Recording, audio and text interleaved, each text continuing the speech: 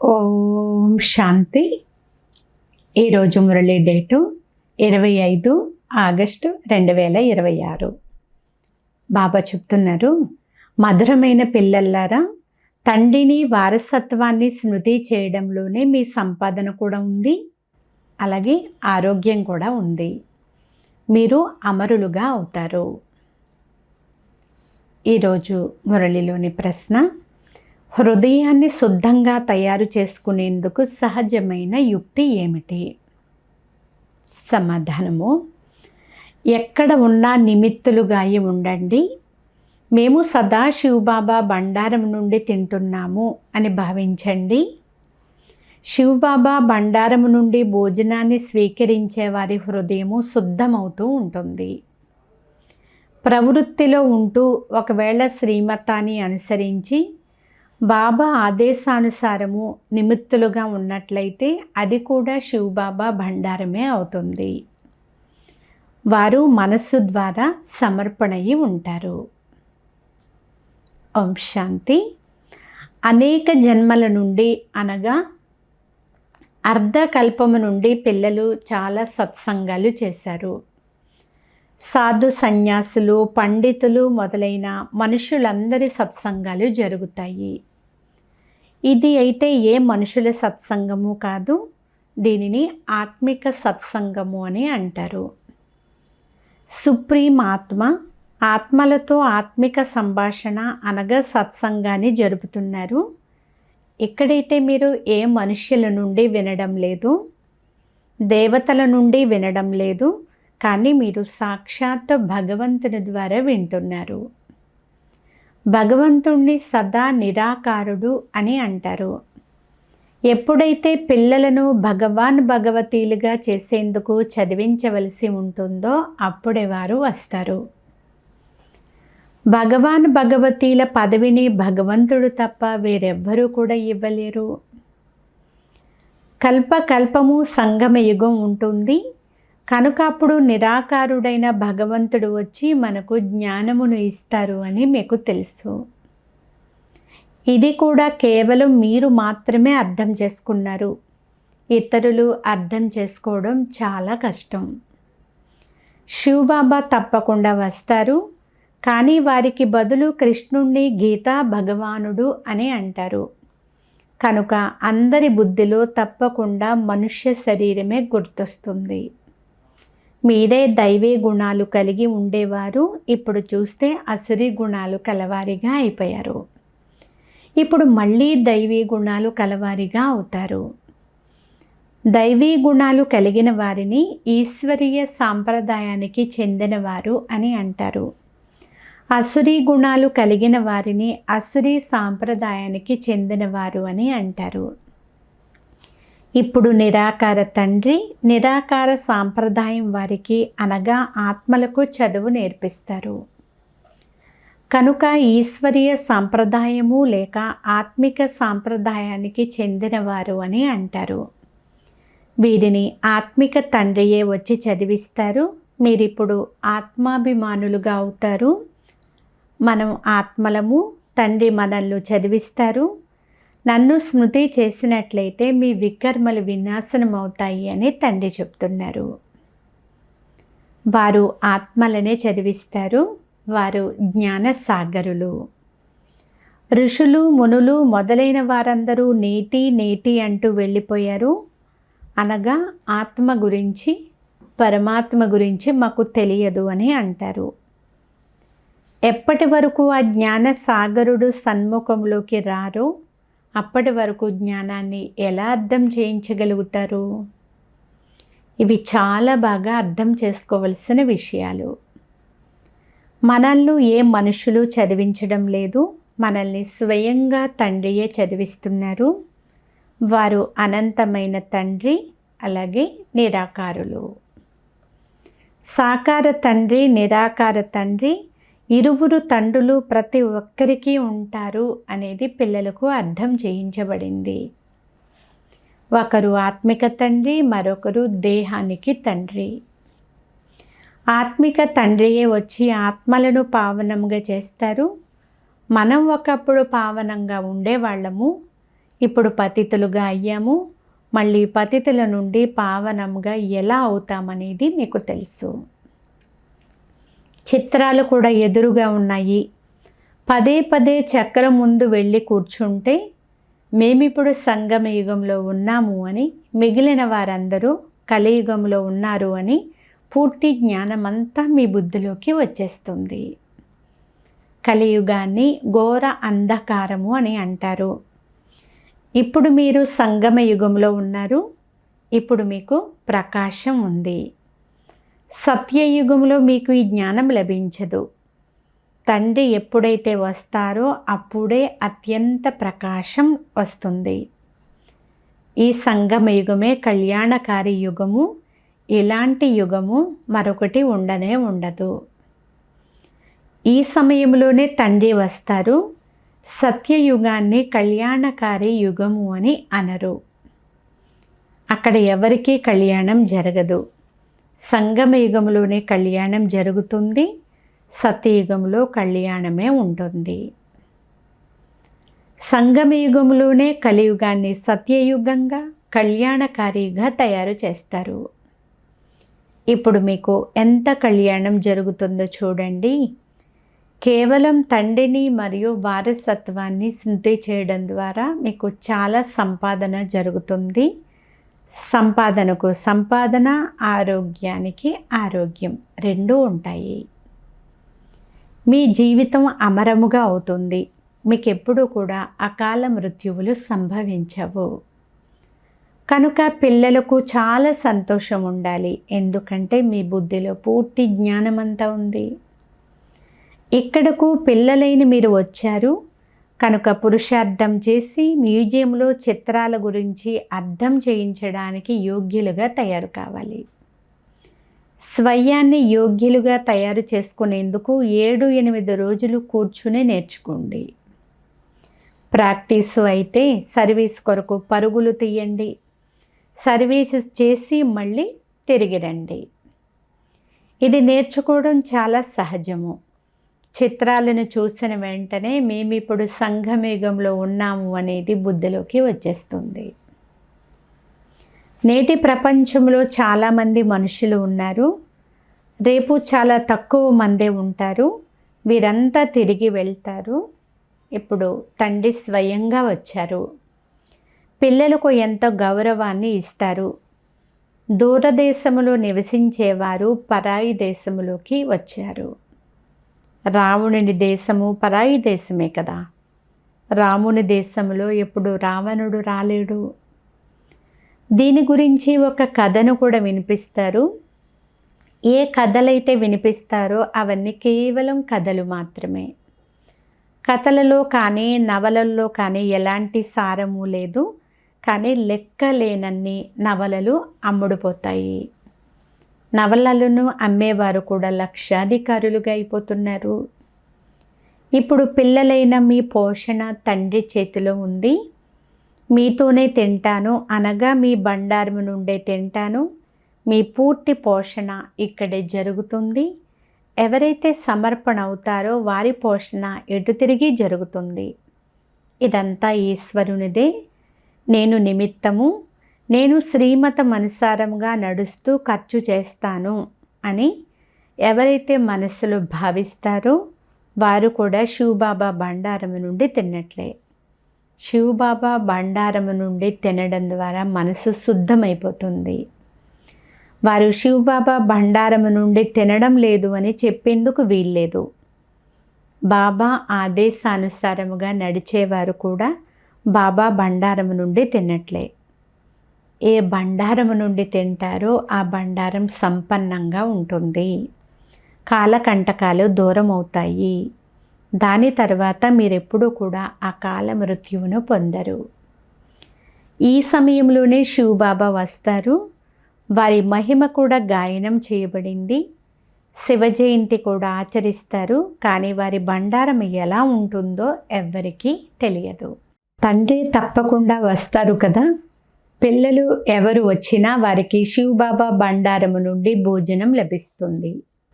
మంచిది. పురుషులు సమర్పణ అయితే సరే, ఒకవేళ వారు సమర్పణ అవ్వకుంటే మాతలు ఏం చెయ్యాలి?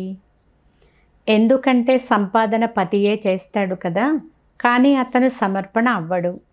అతను సంపాదిస్తేనే కదా స్త్రీ తినగలుగుతుంది. ఇరువురు సమర్పణ అయినట్లయితే శివబాబా బండారము నుండి పోషణ జరుగుతుంది. తండ్రి పిల్లలకు చాలా బాగా అర్థం చేయిస్తారు. కర్మాతీత స్థితి వచ్చే వరకు మనము తండ్రి వద్ద కూర్చుని ఉన్నామని మీ బుద్ధిలో ఉండాలి. రోజు రోజుకు మనము మన స్వరాజ్యానికి సమీపంగా వస్తూ ఉంటాము. సమయం గడుస్తూ ఉంటుంది, మీరు సమీపానికి వస్తూ ఉంటారు. సత్యయుగపు మొదటి సంవత్సరానికి ఇప్పుడు ఇంకా ఎన్ని సంవత్సరాలు ఉందని చెప్తారు? ఇప్పుడు ఎంత సమీపానికి వచ్చారు? తండ్రి అంటారు, పిల్లలు ఇప్పుడు మీ 84 జన్మల చక్రం పూర్తి అవుతుంది. మీరిప్పుడు 84 జన్మల చక్రాన్ని అర్థం చేసుకున్నారు. చక్రాన్ని చూసిన వెంటనే ఇప్పుడు మనం సంగమయుగంలో ఉన్నాము అని అంటారు. ఈ వైపు కలియుగము, ఆ వైపు సత్యయుగము ఉన్నాయి. రేపు మనం సుఖధామంలో ఉంటాము. ఈ విషయాలు ఏమీ ప్రపంచంలోని వారికి తెలియదు. ఎందుకంటే వారు పూర్తి గాఢాంధకారంలో ఉన్నారు. మీకు చాలా సంతోషం కలగాలి. అనంతమైన తండ్రి నుండి మేము 21 జన్మలకు సంపాదన జమ చేసుకుంటున్నాము, సదా సుఖ వారసత్వాన్ని పొందుతున్నాము అనే సంతోషం ఉండాలి. స్వర్గవాసులుగా అవ్వడం మీ భాగ్యంలోనే ఉంది. స్వర్గము ఒక అద్భుతమైన వస్తువు. ఉదాహరణకి ప్రపంచంలో 7 వింతలు చూపిస్తారు కదా, ఇది అన్నింటికంటే గొప్ప వింత. ఈ అద్భుతమైన స్వర్గ చిత్రం కూడా ఉంది. ఈ లక్ష్మీనారాయణులు స్వర్గానికి అధికారులుగా ఉండేవారు కనుక పైన సూర్యవంశీయులు అని, క్రింద చంద్రవంశీయులు అని వ్రాయండి. అప్పుడు అర్ధకల్పం పూర్తి అవుతుంది అని బాబా వ్రాయించారు. సూర్య చంద్ర వంశములు ఒక్కొక్కటి 1250 సంవత్సరాలు ఉంటాయి. మరి లక్షల సంవత్సరాల మాటే లేదు. అక్కడ బాహుబలంలో ఎంతగా ఖర్చు అవుతుంది. ఇక్కడ ప్రారంభం నుండి అంతిమం వరకు ఎలాంటి ఖర్చు ఉండదు. ఇది తండ్రి మరియు పిల్లల విషయము. ఖర్చు యొక్క మాటే లేదు. ఇక్కడ పిల్లలు వచ్చి రిఫ్రెష్ అవ్వాలి కనుక భవనాలు మొదలైనవి నిర్మిస్తారు. ధనము పిల్లలదే. అది కూడా ఎన్నో రోజులు గడిచిపోయాయి. ఇక కొద్ది రోజులు మాత్రమే మిగిలి ఉన్నాయి. ఇందులో ఎలాంటి ఖర్చు లేదు. మీరు పైసా ఖర్చు లేకుండా జీవన్ముక్తిని పొందుతారు. ఇందులో కేవలం శ్రమించవలసి ఉంటుంది. భగవంతుడిని భక్తులందరూ స్మృతి చేస్తారు, కానీ ఆ భగవంతుడు ఎవరు అనేది వారికి తెలియదు. భగవంతుణ్ణి తెలుసుకోని కారణముగా అనేక మందిని భగవంతుడు అని భావిస్తారు. ఇప్పుడు మీరు తండ్రి యొక్క సత్య పరిచయాన్ని ఇవ్వాలి. అలాగే పెద్ద పెద్ద చిత్రాలను ఏరోడ్రోమ్ లాంటి ముఖ్యమైన స్థానాల్లో పెట్టండి అని బాబా చాలాసార్లు అయితే అర్థం చేయించారు. ఏరోడ్రోమ్ వారు ఏం తీసుకుంటారు? ఇదంతా మనుషుల కళ్యాణం కొరకే అని వారికి చెప్పండి. వీటిని తీసుకోవడం వల్లనే మనుషులు తండ్రి నుండి వారసత్వాన్ని తీసుకుని విశ్వానికి అధికారులుగా అవ్వగలరు అని అర్థం చేయించండి. ముఖ్యమైనది ఢిల్లీ. ఢిల్లీ రాజధాని కదా, అక్కడ అందరూ కలుసుకుంటూ ఉంటారు. అక్కడ టిన్ను రేకు పైన తయారు చేయబడిన పెద్ద పెద్ద చిత్రాలు ఉండాలి. ముఖ్యమైనవి త్రిమూర్తి, సృష్టి చక్రము, కల్పవృక్షము. ఈ మెట్ల చిత్రం అద్భుతమైనది. ఇందులో వినాశనం మొదలైనవి కూడా చాలా బాగా వ్రాయబడి ఉన్నాయి. పతిత పావనుడు పరంపిత పరమాత్మయ లేక నీటి గంగయ్య నిర్ణయించుకోండి అని కూడా ఉంది. ఈశ్వరుడు సర్వవ్యాపియ లేక వారు నిరాకార పరంపిత పరమాత్మయ అని బ్రహ్మ కుమారీలు ప్రశ్నిస్తారు. తండ్రి నుండి పిల్లలకు వారసత్వం లభిస్తుంది. ఈ చిత్రం ముఖ్యమైనది. త్రిమూర్తి చిత్రం కూడా చాలా చాలా విలువైనది. బ్రహ్మ ద్వారా విష్ణుపురి స్థాపన జరుగుతుంది. తర్వాత వారే పాలన కూడా చేస్తారు. స్వర్గానికి అధికారులుగా చేసేందుకు అనంతమైన తండ్రి మమ్మల్ని చదివిస్తున్నారు అని పిల్లలలో అపారమైన సంతోషం ఉండాలి. తండ్రి వచ్చి స్వర్గాన్ని స్థాపన చేయిస్తారు, నరకాన్ని వినాశనం చేయిస్తారు. అందుకే మహాభారత యుద్ధం కూడా ఉంది. ప్రతి 5000 సంవత్సరాల తరువాత ఈ చక్రం తిరుగుతుంది. తండ్రి కూడా కల్పకల్పము కల్పం యొక్క సంగమ యుగంలో వస్తారు. గీతలో అయితే వారు యుగ యుగాన అని వ్రాసేశారు. అయినా 5 యుగాలే ఉన్నాయి కనుక 5 సార్లు రావాలి. కానీ 24 అవతారాలు, ఫలానా అవతారము అని ఎందుకు వ్రాసారు? మనుషులు ఎన్నో యజ్ఞాలు, తపాలు, తీర్థయాత్రలు మొదలైనవి చేస్తారు. ఈ అన్ని మార్గాలు కూడా భగవంతుని చేరుకోవడానికే అని భావిస్తారు. కానీ భగవంతుని వద్దకు ఎవరూ వెళ్ళలేరు. అర్ధకల్పం నుండి ఎంత కష్టపడ్డారు. జన్మ జన్మాంతరాలుగా తిరిగాము, ఇది చేశాము, అయినా తండ్రి లభించలేదు. ఇప్పుడు తండ్రి పిల్లలైన మీకు ఎంత సమీపంలో ఉన్నారు. వారు మీతో మాట్లాడుతూ ఉన్నారు, మీకు అర్థం చేయిస్తున్నారు. కల్పకల్పము ఇలాగే మేము తండ్రిని కలుస్తామని మీకు తెలుసు. ఏదైతే జరిగిందో అది కల్పకల్పము జరిగి తీరుతుంది. ఈ దాదా అదే వజ్రాల వ్యాపారిగా ఉంటారు. మళ్ళీ ఇతనిలోనే తండ్రి ప్రవేశిస్తారు. మళ్ళీ ఆ పిల్లలే వచ్చి తండ్రి వారిగా అవుతారు. మళ్ళీ స్వర్గ వారసత్వాన్ని తీసుకుంటారు. పిల్లలైన మీతో బాబా యొక్క ఈ అనాది అవినాశీ పాత్ర కల్పకల్పము ఇలాగే రిపీట్ అవుతూనే ఉంటుంది. అచ్చా, మధురాతి మధురమైన అపురూపమైన పిల్లలకు మాతాపిత బాప్దాదాల ప్రియ స్మృతులు మరియు గుడ్ మార్నింగ్. ఆత్మిక పిల్లలకు ఆత్మిక తండ్రి నమస్తే. ఆత్మీయ తండ్రికి ఆత్మీయ పిల్లల యొక్క ప్రియ స్మృతులు గుడ్ మార్నింగ్. నమస్తే నమస్తే నమస్తే. ధారణ కొరకు ముఖ్య సారము. దీనిలో ఫస్ట్ పాయింట్, ఇది కళ్యాణకారి సంగమ యుగము. ఇందులో ప్రతి విషయంలోనూ కళ్యాణమే ఇమిడి ఉంది. సంపాదనయే సంపాదన ఉంది. తండ్రిని వారసత్వాన్ని స్మృతి చేసి 21 జన్మలకు జీవితాన్ని అమరముగా తయారు చేసుకోవాలి. సెకండ్ పాయింట్, ప్రవృత్తిలో ఉంటూ మనస్సు బుద్ధి ద్వారా సమర్పణ అవ్వాలి. శ్రీమతానుసారంగా ఖర్చు చేయాలి. పూర్తి ట్రస్టీలుగా అయి ఉండాలి. శివబాబా బండారా భర్పూర్ కాలకంటక్ దూర్. అంటే శివబాబా బండారం నిండుగా అన్ని సమస్యల నుండి దూరంగా ఉంటుంది. ఈరోజు వరదానము, సహయోగ శక్తి ద్వారా అసహయ యోగులను సహయోగులుగా చేసే తండ్రి సమానము పరోపకారి భవ. సహయోగులకు సహయోగిగా అవ్వడం ఇదేమీ మహావీరత అయితే కాదు. కానీ ఎలాగైతే తండ్రి అపకారులకు కూడా ఉపకారం చేస్తారో అలా పిల్లలైన మీరు కూడా తండ్రి సమానంగా అవ్వండి. ఎవరు ఎంత అసహయోగులుగా తయారైనా మీరు మీ సహయోగ శక్తి ద్వారా అలాంటి వారికి కూడా మీరు సహయోగం చేయండి. అంతేకాని ఈ కారణం వలన వీరు ముందుకు వెళ్ళడం లేదు అని అనుకోకండి. బలహీనులను బలహీనులుగా భావించి వదిలివేయకండి. కానీ వారికి కూడా బలమునిచ్చి బలవంతులుగా చేయండి. ఈ విషయం పైన అటెన్షన్ ఇస్తే సేవ యొక్క ప్లాన్లు అనేక నగలపైన వజ్రాలు మెరిసిపోతాయి. అనగా సహజంగానే ప్రత్యక్షత అనేది జరుగుతుంది అని బాబా అంటున్నారు. స్లోగన్, క్రోధానికి కారణము స్వార్థము లేక ఈర్ష్య. ఇదే కోపము లేక విసుగుకు మూలము. ముందు దీనినే సమాప్తం చేయండి. ఈరోజు అవ్యక్త ప్రేరణ, అపవిత్రత యొక్క బీజమును కూడా సమాప్తం చేసి సంపూర్ణ పవిత్రముగా అవ్వండి. పవిత్రతయే పునాది. పునాది కొరకు బ్రహ్మచర్య వ్రతాన్ని ధారణ చేయడం కామన్ విషయము. కానీ ఇప్పుడు ఇంకా ముందుకు వెళ్ళారు కనుక బాల్యం యొక్క స్టేజీ అయితే కాదు. ఇప్పుడు వానప్రస్థ స్థితిలోకి వెళ్ళాలి.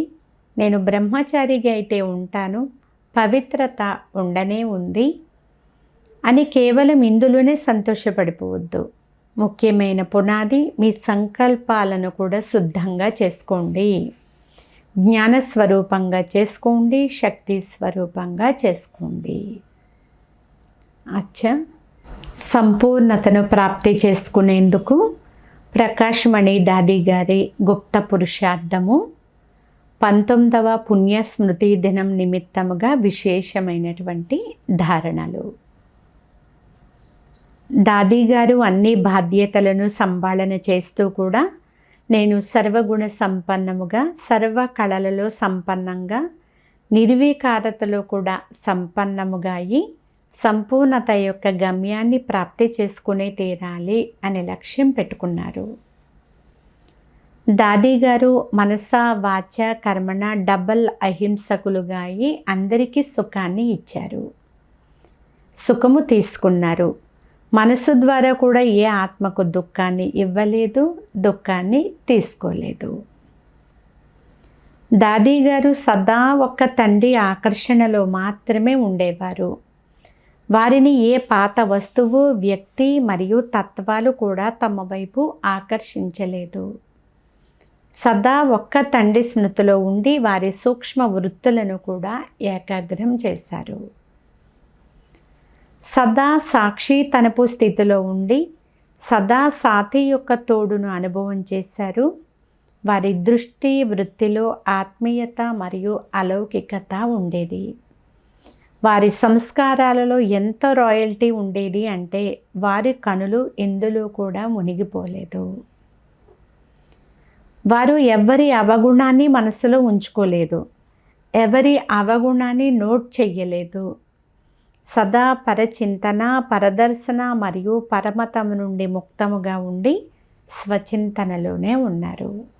దాది గారు బ్రహ్మబాబా సమానం సదా నిరహంకారిగా ఉన్నారు. నిరాకారి మరియు నిరహంకారి స్థితిలో ఉండే అభ్యాసం చేశారు. సదా స్వయాన్ని సేవాదారిగా భావించారు. ఎప్పుడూ కూడా తన మహిమను స్వీకరించలేదు. ఎవరైనా నిందించినప్పుడు గాబరా పడలేదు, మహిమ చేసినప్పుడు సంతోషించలేదు. ప్రతి విషయంలో కూడా తమ స్థితిని సమానంగానే ఉంచుకున్నారు. బాబ్దాదా నుండి లభించిన దివ్య బుద్ధి యొక్క కానుకను కాపాడుకున్నారు. సదా సమర్థ సంకల్పాలే చేశారు. ప్రతి కర్మ శ్రీమతం అనుసారంగా ఉండాలి. అందులో కొంచెము కూడా మన్మతము లేక పరమతం అనేది మిక్స్ అవ్వరాదు. దివ్య బుద్ధి యొక్క ఆధారం పైన ప్రతి సంకల్పము, మాట మరియు కర్మ ఉండాలి. ఇదే లక్ష్యాన్ని పెట్టుకుని సంపూర్ణతను ప్రాప్తి చేసుకున్నారు. సదా ఒకే బలము, ఒకే నమ్మకము, ఒక్కరితోనే సర్వ సంబంధాలు, ఎవరి వైపు లొంగుబాటు కానీ ఆకర్షణ కానీ లేదు. సదా బాయి వృత్తి ద్వారా అందరినీ చూశారు. దయాగుణాన్ని ధారణ చేసి బలహీనాత్మల్లో బలాన్ని నింపారు. అపకారులకు కూడా ఉపకారమే చేశారు. ఎటువంటి చిన్న పెద్ద పరిస్థితినైనా నథింగ్ న్యూ అంటే కొత్తదేమీ లేదు అనే స్మృతి ద్వారా దానిని దాటుకోగలిగారు. ఏ దృశ్యాన్ని చూసినా ఎందుకు, ఏమిటి అనే ప్రశ్నలలో చిక్కుకోవడానికి బదులు సదా సాక్షి భావాన్ని ధారణ చేసి సదా హర్షితముగానే ఉన్నారు. వారి ప్రతి మాటలో కూడా రాయల్టీ కనిపించేది. ఏ మాట కూడా సాధారణంగా మాట్లాడలేదు. ఏదైతే జరగనున్నదో అవే మాటలు వారి నోటి నుండి వెలువడ్డాయి. ఇటువంటి సిద్ధి స్వరూప ఆత్మ యొక్క సంకల్పము కూడా సిద్ధి అయినందువలన సహజముగానే సంపూర్ణతను ప్రాప్తి చేసుకున్నారు. దాది గారు సదా ఆత్మవిశ్వాసంతో నిండుగా ఉన్నందువలన నేను కల్పకల్పము విజయీ ఆత్మను అనే స్మృతిలో ఉండేవారు. పాత స్వభావ సంస్కారాలకు లేక లెక్కాచారాలకు కూడా అధీనం అవ్వలేదు. ఆత్మ లైట్ శరీరంలో నివసిస్తూ ఉన్నట్లుగా అనుభవం చేసుకునేవారు. దాదీ గారి బుద్ధి స్వచ్ఛంగా, శుద్ధంగా అద్దం వలె ఉండేది. వారు నిరంతరము తపస్వి మూర్తిగా ఉండేవారు. ఈ తపస్సు ద్వారానే విశ్వ కళ్యాణం జరుగుతుంది, సుఖమయ ప్రపంచం వస్తుంది అనే స్మృతిలో సదా ఉండేవారు. దాదీ గారు అంతిమ సమయాన్ని ఎదురు చూస్తూ సదా స్వచింతన చేశారు. స్వ ఉన్నతి కొరకు అమృత వేళలో బాబాతో మధురాతి మధురంగా ఆత్మీయ సంభాషణ చేసేవారు. బాబా యొక్క మహావాక్యాలను లోతుగా అధ్యయనం చేశారు. బాబాతో పాటు బాబా మురళి పైన తెగిపోని ప్రేమ ఉండేది. దాదీ గారు తమ సంపూర్ణ స్థితిని తయారు చేసుకునేందుకు దేహ భావం నుండి అతీతంగా ఉండే అభ్యాసాన్ని చేశారు. వారి బుద్ధిలో సదా ఇదే ఉండేది: మేము విశ్వ కళ్యాణానికి నిమిత్తము. మా స్వస్థితిని ఉన్నతంగా, ఏకాగ్రంగా, ఏకరసంగా మరియు సంకల్పాలకు అతీతంగా నిస్సంకల్పంగా చేసుకోవాలి. అప్పుడే మేము ఈ పాత ప్రపంచం నుండి ఎగిరి వతనానికి వెళ్ళి బాబా వద్ద కూర్చుంటాము. సదా నేను బాబా స్మృతిలో ఉండి అందరినీ కూడా తృప్తిపరిచి అందరి ఆశీర్వాదాలు తీసుకోవాలి అనే లగన్లోనే ఉండేవారు. ఏ ఆత్మ అయినా ఎప్పుడూ నా వలన డిస్టర్బ్ అయ్యి శాపం ఇవ్వకూడదు, దీనిపై పూర్తి గమనం ఉంచి అందరి ఆశీర్వాదాలకు పాత్రులుగా అయిపోయారు. సదా నేను సంపన్న ఫరిస్తాగా లేక కర్మాతీతంగా అవ్వాలి అనే ఒకే లక్ష్యమే వారి ముందు ఉండేది. ఈ పాత శరీరాన్ని వదిలి ఫరిస్తాగా అయ్యి అవ్యక్త వతనవాసిగా అవ్వాలి. ఈ సేవలైతే రాత్రి పగలు కూడా నడుస్తూనే ఉంటాయి. సేవతో పాటు స్వయం పైన సూక్ష్మ అటెన్షన్ ఉంచి పాస్వి తానరుగా అవ్వాలి. దాదీ గారు సదా సర్వ విఘ్నాలకు అతీతంగా నిర్విఘ్న అవస్థలో ఉండేవారు. ఏకాంతంలో కూర్చుని స్వయం తనకు తానే సూక్ష్మ చెకింగ్ చేసుకుని తన లోపాలను, బలహీనతలను, ఆత్మరూపీ వజ్రంపై గల మచ్చలను సంపూర్ణంగా సమాప్తం చేసి అమూల్యమైన వజ్రంలాగా అయిపోయారు. స్వయాన్ని సంపూర్ణ పావనముగా లైట్ మైట్తో సంపన్నంగా చేసుకునేందుకు ఆంతరిక వైరాగ్య వృత్తి ద్వారా అన్ని విషయాల నుండి కూడా ఉపరామముగా ఉండి తమ సూక్ష్మ దృష్టి వృత్తిని సంపూర్ణ పావనంగా చేసుకున్నారు. పాత సంస్కారాల ప్రకృతిని ఓడించి ప్రకృతి జీతిగా అయ్యి బాబా ఒడిలో ఇమిడిపోయారు. నేను బాబా దానిని, నేను బాబా సమానముగా సంపూర్ణముగా అయ్యే తీరాలి. అందువలన సూక్ష్మ దేహాభిమానాన్ని, సొంత సంస్కారాలను, పేరు ప్రతిష్టలను, అలాగే మహిమను, బుద్ధి మరియు అలవాట్లను సంపూర్ణంగా సమర్పించారు మరియు తండ్రి సమానముగా అయ్యి అవ్యక్త వతనవాసిగా అయిపోయారు. అచ్చా, దాదీజీ యొక్క ఈ ప్రేరణలను మనం విని అర్థం చేసుకొని వీటిని సంపూర్ణంగా ధారణ చేసినట్లయితే మనం దాదీ సమానముగా, ఆ తర్వాత బాప్ సమానముగా అవుతాము. అచ్చా, ఓం శాంతి.